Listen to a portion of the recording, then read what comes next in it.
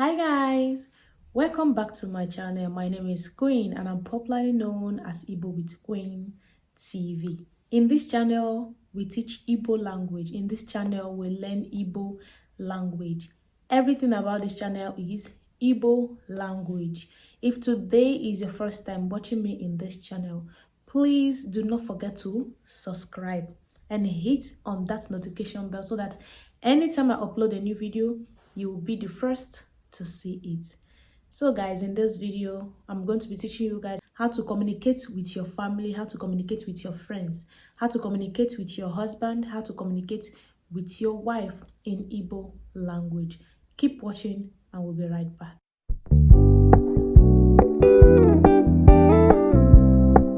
Welcome back. In this video I'm going to be teaching you guys Igbo communication. Let's start. Did you see my book? Did you see my book? Ị hụrụ akwụkwọ m? Ị hụrụ akwụkwọ m? Did you see my book? Ị hụrụ akwụkwọ m? Ị hụrụ akwụkwọ m? Bring that thing here. Bring that thing here. Bring that thing here. Weta ihe ahụ ebe a. Weta ihe ahụ ebe a. Bring that thing here. Weta ihe ahụ ebe a is bring that thing here. Weta ihe ahụ ebe a. Take it out. Or take that thing out. Take that thing out. Take that thing out. Wepụ ihe ahụ ebe a. Wepụ ihe ahụ ebe a. Wepụ ihe ahụ ebe a. I want to go to school. Achọrọ m ịga ụlọ akwụkwọ.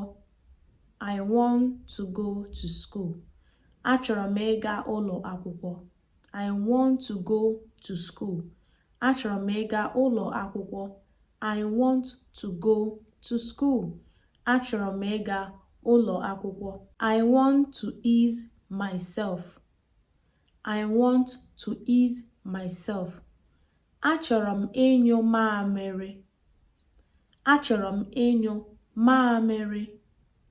Mamịrị is pee-pee. Ease myself. Pee-pee. Pee-pee is mamịrị. Mamịrị is pee-pee. Mamịrị is pee-pee. I want to ease myself. Achọrọ m ịnyụ mamịrị. I want to ease myself. Achọrọ m ịnyụ mamịrị. I want to eat. I want to eat. Achọrọ m iri nri. I want to eat. Achọrọ m iri nri. I want to eat. Achọrọ m iri nri. Where are you coming from? Where are you coming from? Ka ebe ishi na-alọta. Where are you coming from? Ka ebe ishi na-alọta. Where are you coming from? Ka ebe ishi na-alọta. Where are you going? Where are you going? Ka ebe ị na-aga. Ka ebe ị na-aga is where are you going? Ka ebe ị na-aga. Please, do you speak English? Please, do you speak English? Biko, ị na-asụ oyibo? Biko, ị na-asụ oyibo? Biko, ị na-asụ oyibo? Please, do you speak Igbo? Please, do you speak Igbo? Biko, ị na-asụ Igbo? Biko, ị na-asụ Igbo? Biko, ị na-asụ Igbo? Are you an Igbo man?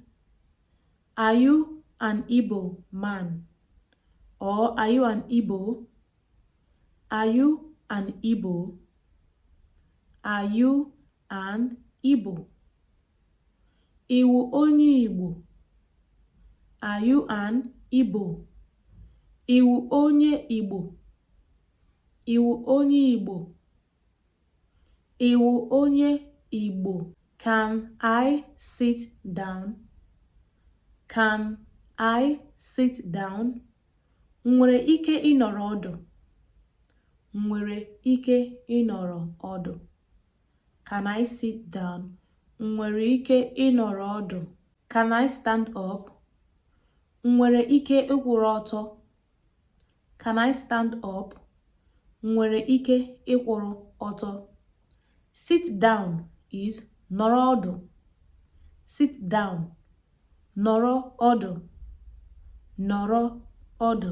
Stand up. Kwụrụ ọtọ.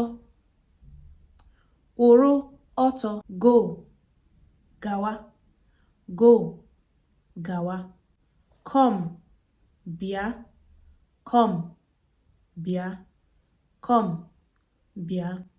So guys, we are going to stop this video here. If you like and enjoy this video, please do not forget to give me a thumbs up and hit on that notification bell so that anytime I upload a new video, you will always be the first to see it.